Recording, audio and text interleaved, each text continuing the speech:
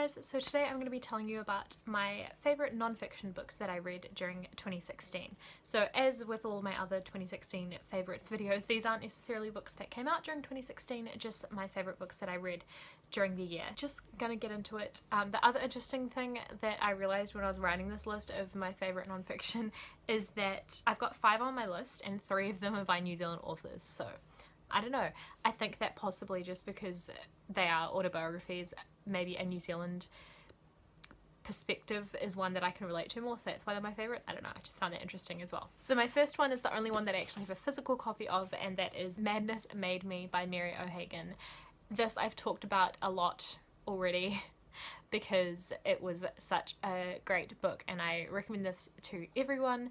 If you haven't heard me talk about it previously, or if you haven't heard of this book, it's Mary O'Hagan's memoir in regards to her experiences with mental illness. She experienced mental illness herself. After going through all of that herself, she ended up doing a lot of great work in regards to mental illness. She was the Mental Health Commissioner in New Zealand, or on the Mental Health Commission, and she was an advisor about mental health to the United Nations as well. So obviously she's got a really impressive lot of experience, both personal and professional, on the subject. So she has some really interesting points to make, and it's a very unique sort of perspective on how society should deal with mental illness, and I think she makes some really fantastic points. So this was one that I rated 5 stars, and I honestly highly recommend it to anyone. I can't remember if I did a full review of this or if I just talked about it in a wrap-up. If I have reviewed any of these books, I will leave links to them down below. The second one that I'll talk about is Stuff I Forgot to Tell My Daughter by Michelle A'Court. Michelle A'Court is a New Zealand comedian, and she was someone I hadn't actually heard of before, but a lot of people, just random people that I know in New Zealand, were recommending me Stuff I Forgot to Tell My Daughter. It was just supposed to be really good, and it was one that it was, you know, it was quite popular when it came out, and her daughter is pretty much my age, I think, so that was, or she was my age when Michelle was writing this book. She makes a lot of really fantastic points about feminism, which was a lot of stuff I didn't know. A lot of it was again specific to New Zealand, but just general as well.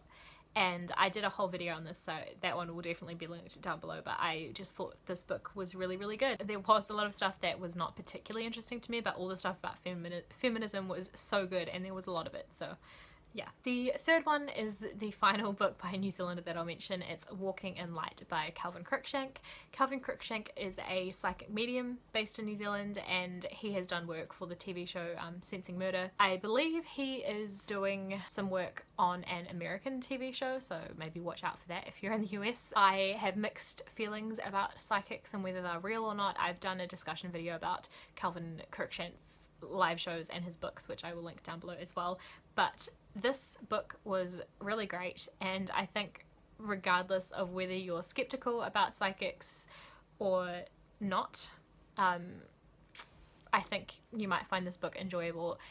Even if you take away all of the stuff about Calvin being a medium out of the book, his story is still just really interesting to me, because he had, you know, aspects of his life that were quite tough, and it's always good reading about that, and his voice just comes across really well in this book. It is co-written by someone else because, like, he is a medium, not a professional writer, but you can still really hear his voice and his personality coming through, which I really liked. And also he grew up partly in Hamilton, which is where I grew up, so that was cool. You know, it's just cool recognizing like place names in a book for a change, and like knowing them and having been to all these places was pretty cool. Yeah, I just really enjoyed it. If you want to know more, I will link that video that I did down below. But if you're interested in Calvin Cruikshank, or if you're interested in psychic mediums or like ghost hunting or anything like that, I think you would really enjoy that one, even if you're not from New Zealand, for sure, because he's just really interesting and has really interesting views on things. So yeah. The next one that I really enjoyed was Diaries of Franz Kafka. Kafka is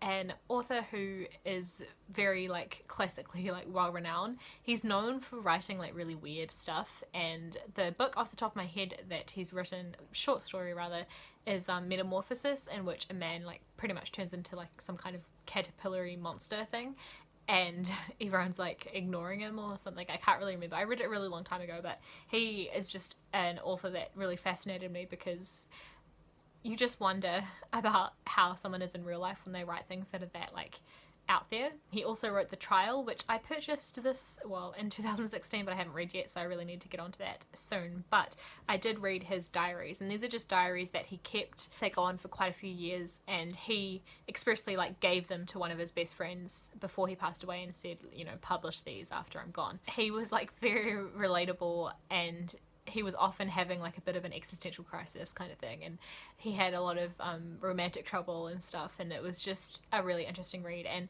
there were moments when I would forget that it was non-fiction and that this is actually someone's like diary that they've written. So yeah, and I felt really sorry for him. It sounded like he had a bit of a like sad life in a lot of ways, but yeah, it was a really good read anyway. So if you're interested in Kafka, I totally recommend reading his diaries. The final book that I will mention is kind of the odd one out here because it's not autobiographical. It's Why We Love Dogs, Eat Pigs and Wear Cows by Melanie Joy. This is something that I read early in 2016, and it is something that's kind of stuck with me. It's pretty much like a book of why you should be vegan. I personally am not vegan, so obviously it wasn't like that life-changing, but I do think about this book honestly every time I eat meat, and I like do feel slightly guilty about it. And there were parts of this book that I had to skim over because they were too hard to read, which is saying something. But yeah, it definitely made me think about it, and it's definitely something that I would consider. It gives you kind of the nitty-gritty of how the meat industry works, and it kind of goes into the psychology of how people justify eating meat and consuming animal products, how people justify that to themselves, or like how society has justified it as like a normal thing.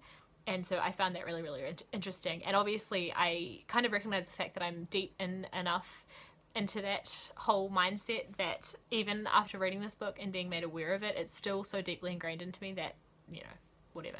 Not that that's an excuse, but yeah, this book is the one that more than anything has made me seriously consider wanting to be vegan, and, you know, I'll update you on that.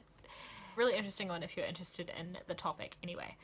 And it was very, very short. It was honestly written more like an essay than like a book, so I really liked that style. That's all of my favourite nonfiction for 2016. If you guys have read any of these, let me know your thoughts in the comments down below. Or if you want to recommend to me some of your favourite nonfiction, I would love that as well. I'd love to get into reading more different types of nonfiction, like history and crime and things like that in the following year. So yeah, thank you guys for watching this one.